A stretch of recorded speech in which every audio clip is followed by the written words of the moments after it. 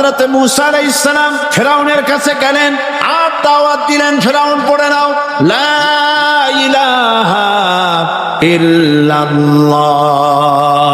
ফিরআউন বলেছে মা আলিমতু লাকুম মিন ইলাহিন গায়রি, আমি তো জানি না আমি ছাড়া আরো কোনো ইলাহ আছে, এ কথা আমার জানা নাই, সুতরাং আমি হচ্ছি ইলাহ আর তুমি বলছো লা ইলাহা। তার মানে হচ্ছে ওই সময় পয়গম্বরেরা আল্লাহর নবীর সাহাবীরা তারা জানতেন যে আমরা কিসের দাওয়াত দেই, আর যারা শুনতো তারাও বুঝতো কিসের দাওয়াত শুনতেছি। যখন হযরত মূসা আলাইহিস সালাম দিলেন, ফিরআউন বলল আমি তো জানি না যে আমি ছাড়া আরো কোন ইলাহ আছে, আইনদাতা তো আমি, তুমি নতুন কোথা থেকে আইনদাতা নিয়ে আসছো? ফিরআউন বলছে দেখো আমারে বাদ দিয়া যদি অন্য কাউকে ইলাহ বলে তুমি মানো আর সেই শিক্ষা তুমি যে জাতিকে দাও, তাহলে আমি তোমাকে ধরে লা আজআলান্নাকা মিনাল মাসজুনিন, আমি তোমাকে কারারুদ্ধ করব, আমি তোমাকে জেলখানায় ঢুকিয়ে দেব।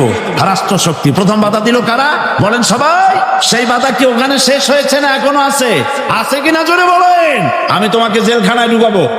হযরত মূসা আলাইহিস সালাম বলেন ফিরআউন জেলের ভয় আমি করি না, আমাকে জেলের ভয় দেখায়া লাভ নাই, আমি আল্লাহ পাকের পয়গম্বর। হযরত মূসা আলাইহিস সালাম ফিরআউনের দলবল আছে, লোক লস্কর আছে, তার অস্ত্রের অভাব নাই। আল্লাহ রাব্বুল আলামিন মূসা আলাইহিস সালামের কাছে একটা অস্ত্র দিয়া দিলেন, দিছিলেন কিনা? আল্লাহ পাক হযরত মূসা কি বলেছেন ওয়া মা তিলকা বিয়ামিনিকা ইয়া মূসা, মূসা রে তোমার হাতে ওটা কি? মূসা আলাইহিস সালাম বললেন এটা লাঠি। আল্লাহ পাক বললেন ফেলে দাও লাঠি, লাঠি ফালায় দিলেন, কি হয়ে গেল? হিয়া হাইয়াতুন তাসআ, লাঠি পড়ে সাপ হয়ে গেল। সাপ দেখে নবী ওলি হোক, সাহাবী হোক আর আলেম হোক, সাপ দেখলে ভয় করে না মানুষের? মূসা আলাইহিস সালাম ভয় পেয়েছে। আল্লাহ রাব্বুল আলামিন হযরত মূসাকে শোনায় দিলেন খুযহা ওয়া লা তাখাফ সানুঈদুহা সিরাতাহাল উলা, লা তাখাফ, ভয় পেও না। আল্লাহ বলছেন ধরো, ভয় পেও না।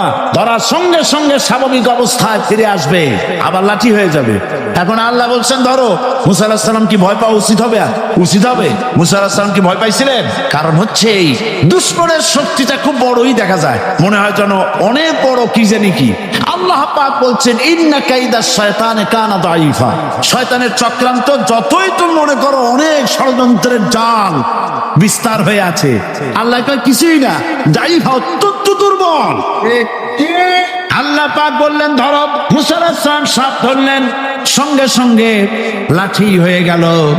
ফিরআউন বরদাস্ত করলো না, রাষ্ট্রশক্তির পক্ষ থেকে আক্রমণ শুরু হলো। অপরাধ কি? মূসা আলাইহিস সালামের অপরাধ কি? কি অপরাধ? মাশাআল্লাহ বুঝতে পেরেছেন। অপরাধ হচ্ছে তিনি বলেছেন লা ইলাহা, জোরে বলেন লা ইলাহা ইল্লাল্লাহ। এই কালেমাকে আজ আমরা ভিক্ষার বুলি বানাইছি। এটা হলো সার্বভৌমত্বের বুলি, এটা হচ্ছে আল্লাহ পাকের সার্বভৌমত্বের কথা। এই কালেমার জাত এর আঘাত পয়গম্বররা মেরেছেন। হযরত মূসা আলাইহিস সালাম যখন বলেছেন লা ইলাহা ইল্লাল্লাহ, এই ধাক্কা ফিরআউন বরদাস্ত করতে পারে নাই। দরিয়ায় নীলের ভিতরে আল্লাহ পাক ডুবাই শেষ করে দিয়েছেন, দেন নাই? হযরত মূসা আলাইহিস সালাম তার উম্মতেরা দরিয়ার পাশে বসে দ্বীনি কথাবার্তা বলতেছেন। এমন সময় ফিরআউন তার শত্রু হচ্ছে মূসা আলাইহিস সালাম। শত্রু কেন? মূসা কি ফিরআউনের পাকা ধানে মই দিয়েছে নাকি? বলেন আপনারা। তার হালের গরু পিটায় মারছে নাকি? অপরাধ হলো তিনি আল্লাহর জমিনে আল্লাহর আইন প্রতিষ্ঠার কথা বলেছেন। এই শুধুমাত্র এই অপরাধে ফিরআউন তার দলবল নিয়ে তিন দিক থেকে আক্রমণ করেছে। মূসা আলাইহিস সালামের উম্মতেরা ভয় পেয়ে গেছেন। তারা বলছেন ইন্না লামুদরাকুন, আমরা পাকড়াও হয়ে গেছি। তিন দিকে সারাশি আক্রমণ, তিন দিকে শত্রু, একদিকে দরিয়া, পালাবার রাস্তা আছে? হযরত মূসা আলাইহিস সালাম ভয় পেয়ে গেলেন, সারেন্ডার করলেন না। হযরত মূসা আলাইহিস সালাম বললেন কাল্লা, কখনো নয়, ভয় পাওয়ার কোনো কারণ নাই। রব্বি সায়াহদিন, অবশ্যই আমার রব আমার জন্য রাস্তা করে দিবে, ভয় পাইও না, আমার রব রাস্তা করে দিবে। আল্লাহ রাব্বুল আলামিন হযরত মূসা আলাইহিস সালামকে অর্ডার করলেন হাতের লাঠি দিয়া দরিয়ার উপরে আঘাত করো। হযরতে মূসা আলাইহিস সালাম দরিয়ার উপর আঘাত করলেন। রাস্তা ছিল দরকার একটার, এক বাড়িতে আল্লাহর হুকুমে লাঠি দিয়ে একটি আঘাত করার সঙ্গে সঙ্গে হযরত মূসার তার সঙ্গী সাথী দরিয়া পার হওয়ার জন্য দরিয়ার মধ্যে দিয়ে আল্লাহ 12টা রাস্তা পয়দা করে দিলেন। সে আল্লাহ আছে না নাই? এত আসতে বলেন কেন? ভয় পাওয়ার কারণ আছে। রাষ্ট্র শক্তি বাধা দিয়েছে সমস্ত নবীদেরকে। কেন? নবীদের চরিত্র খারাপ? জোরে বলে, নবীদের চরিত্র খারাপ? নবীদের চাইতে মাসুম বেগুনাহ উন্নত চরিত্রের মানুষ আল্লাহর আকাশের নিচের জমিনের উপরে আর হয় না।